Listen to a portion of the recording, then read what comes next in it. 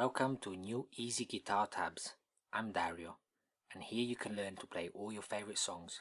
Every line is a string, and each number represents a fret to hold on the string shown. The numbers in between the graphs don't need to be played, as they are a continuation of the previous note in the next measure. All tutorials have a standard tuning, so no capo is needed. Hope you enjoy.